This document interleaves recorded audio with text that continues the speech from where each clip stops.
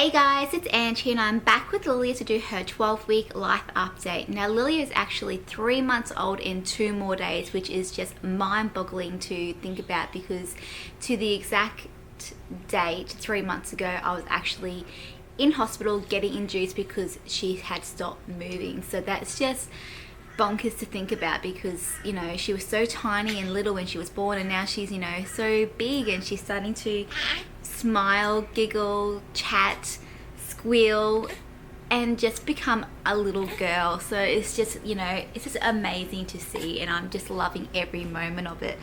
So Lilia this week is weighing 7 kilos. Her head circumference and her length has not changed. So her head circumference is still 40.5 centimeters and her length is still 63 centimeters. So she's definitely growing still, but she obviously hasn't gotten any taller this week.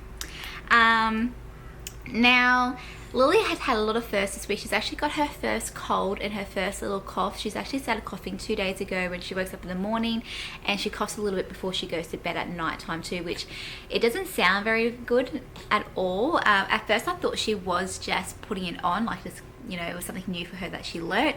But then as she started doing it over and over and over again, I thought, hang on a second, this isn't something that you've learned. You actually do have a cough. So that's not very good. She also has a little bit of a runny nose and she's also got runny eyes. So I think she's definitely got her first little head cold that she's developed over the week, which, you know, isn't very nice to see when you're a mum that you don't like seeing your baby sick. But overall she is taking it pretty good and she's, you know, pretty happy most of the day still, even though she isn't feeling the best. Also this week me and my husband actually went away for a wedding.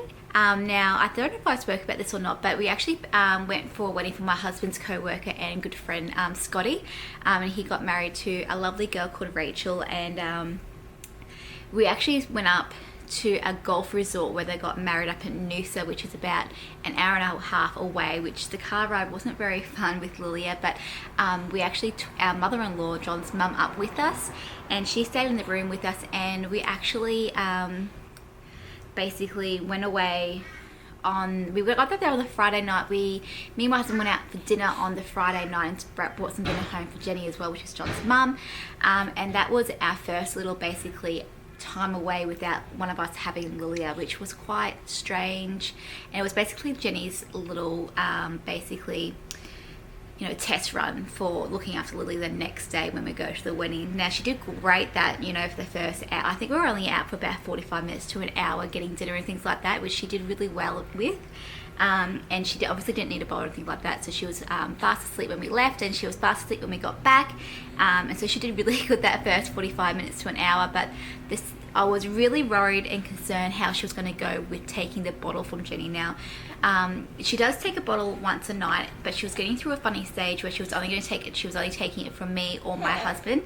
When we got Jenny to come up and tried to give Lily her bottle within that week prior leading up to the wedding, she just did not have a bar of it. She got so upset, she got so distraught, and she was just crying.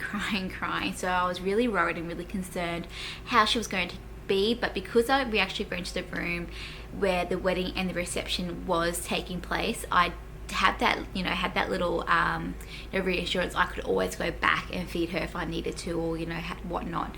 So that was always good. But come, you know, the Saturday, I got ready, got dressed and things like that. We left at 2:30 to go to the wedding, and Lilia did super. Like, she drank the bottles. She was actually a little bit of a piggy, and she drank over 600 mils of express breast milk within from 2:30 to 10 o'clock at night, which she was basically just passed out when I got home. I think she was just so full from the bottle and things like that, and she just did so well. But me, on the other hand, I was so sore.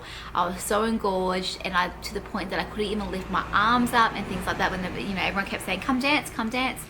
I was just so uncomfortable, and I did it anyway because, you know, it's at a wedding, but I was basically on the verge of tears when I actually got back to the room because I was just in so much pain.